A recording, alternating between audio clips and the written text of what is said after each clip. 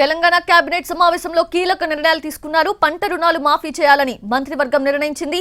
2023 December 9వ తేదీకి ముందు తీసుకున్న పంట రుణాలు మాఫీ చేయాలని కేబినెట్ నిర్ణయించింది.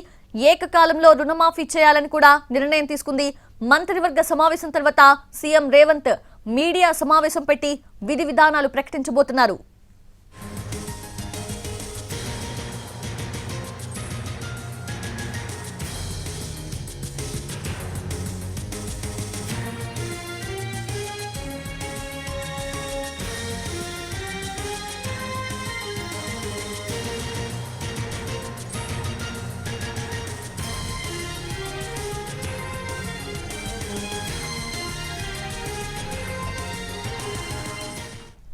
తెలంగాణ కేబినెట్ సమావేశంలో కీలక నిర్ణయాలు తీసుకున్నారు. పంట రుణాలు మాఫీ చేయాలని మంత్రివర్గం నిర్ణయించింది.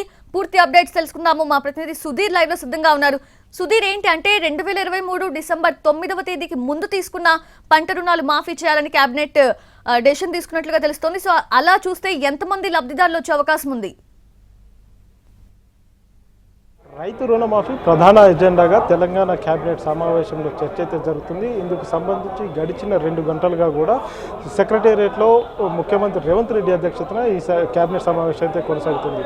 2023 డిసెంబర్ 9 కట్ ఆఫ్ డేట్గా పెట్టుకోవడం జరిగింది. అంటే 2019 జూన్ 2 నుంచి 2023 డిసెంబర్ 9 మధ్యలో ఎవరైతే 2 లక్షల రుణాలు తీసుకున్నారో, పంట రుణాలకు సంబంధించి 2 లక్షల రూపాయల రుణాలు తీసుకున్నారో వారికి పూర్తిగా ఏకకాలంలో రుణమాఫీ చేయాలని చెప్పేసి అయితే తెలంగాణ కేబినెట్ నిర్ణయం తీసుకుంది. అంటే దాదాపుగా కొన్ని లక్షల మంది ఇప్పటికీ ప్రభుత్వం దగ్గర పూర్తి స్థాయిలో ఆ లబ్ధిదారులకు సంబంధించిన సమాచారం ఉన్నప్పటికీ కూడా ఇప్పటికీ దానికి సంబంధించి వివరాలు అయితే బయటికి వెల్లడించలేదు. ఎందుకంటే ఈ గడిచిన తెలంగాణ రాష్ట్రం ఏర్పడినప్పటి నుంచి ఇప్పటి వరకు కూడా ఏకకాలంలో ఎప్పుడు రుణమాఫీ అయితే జరగలేదు. గత ప్రభుత్వంలో అంటే కేసీఆర్ ప్రభుత్వ హయాంలో వాటిని విడతల వారీగా రుణమాఫీ చేస్తూ వచ్చారు.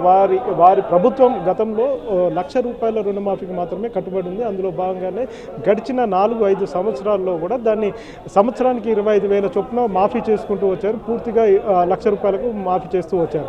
కానీ తెలంగాణ ప్రభుత్వం ప్రస్తుతం రేవంత్ రెడ్డి ప్రభుత్వం మాత్రం ఏకకాలంలో 2 లక్షల రూపాయల రుణమాఫీ చేయాలని చెప్పేసి అయితే నిర్ణయం తీసుకుంది. ఇది చాలా సాహసోపేతమైన నిర్ణయం అని కూడా చెప్పవచ్చు. దీనికి సంబంధించి పెద్ద ఎత్తున దాదాపు 40,000 కోట్ల రూపాయల భారం తెలంగాణ ప్రభుత్వం మీద పడబోతుంది. ఇందుకు సంబంధించి అంత సంసిద్ధంగా ఉన్నట్టుగా కూడా తెలంగాణ ప్రభుత్వం ముఖ్యమంత్రి రేవంత్ రెడ్డి స్పష్టం చేస్తున్నారు. ఇందుకు సంబంధించి గడిచిన కొద్ది రోజులుగా అంటే దాదాపు 6 నెలలుగా కూడా దీనిపై పూర్తి స్థాయిలో కసరత్తు చేస్తున్నారు.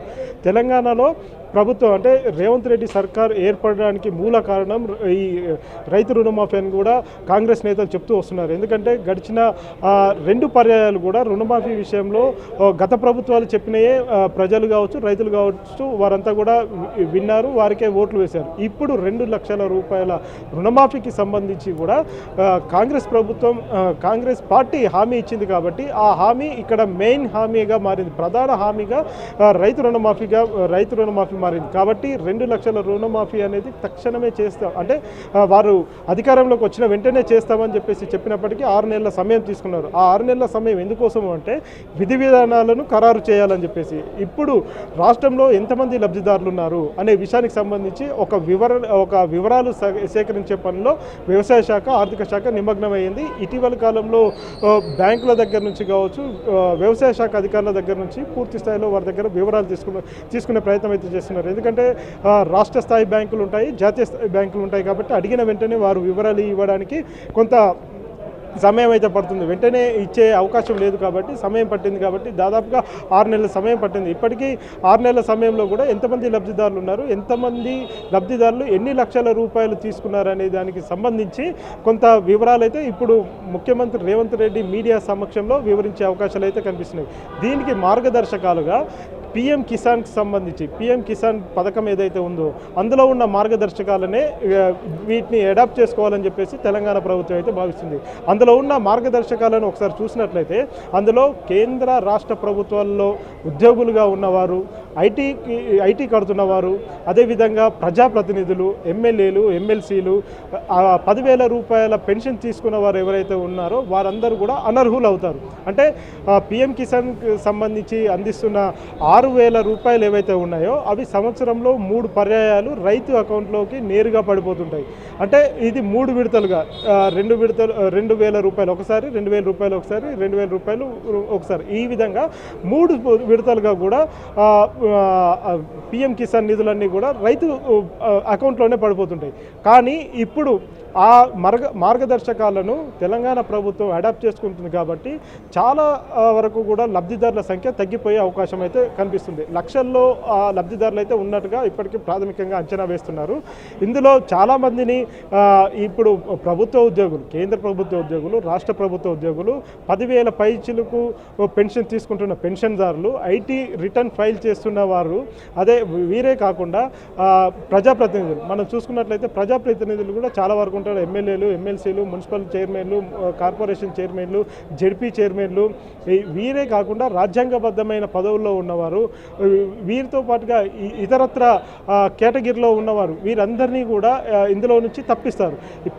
పిఎం కిసాన్ పథకానికి ఎవరైతే అర్హులుగా ఉన్నారో వారిలో చాలా వరకు కూడా ఈ రైతు రుణమాఫీకి సంబంధించి వారు ఈ పరిధిలోకి వస్తుంటారు. కాబట్టి లబ్ధిదారుల సంఖ్య గణనీయంగా తగ్గే అవకాశాలు ఉన్నాయని చెప్పేసి కొంత సమాచారం అయితే అందుతుంది. కానీ ఏకకాలంలో 2 లక్షల రూపాయల రుణమాఫీ చేయడం అనేది చాలా పెద్ద సాహసోపేత నిర్ణయం అని కూడా చెప్పవచ్చు. ప్రస్తుతం రాష్ట్ర ప్రభుత్వం చాలా ఆర్థిక క్లిష్ట పరిస్థితిలో ఉందని కూడా చెప్పవచ్చు.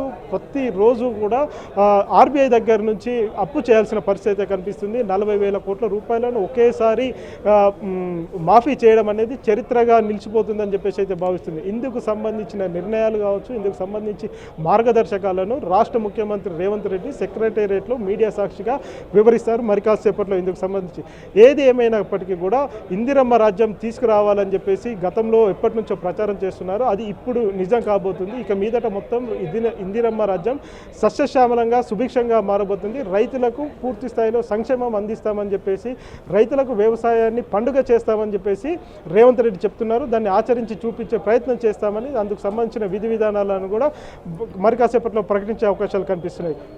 Yes, Sudhir, thank you. Thanks for the live.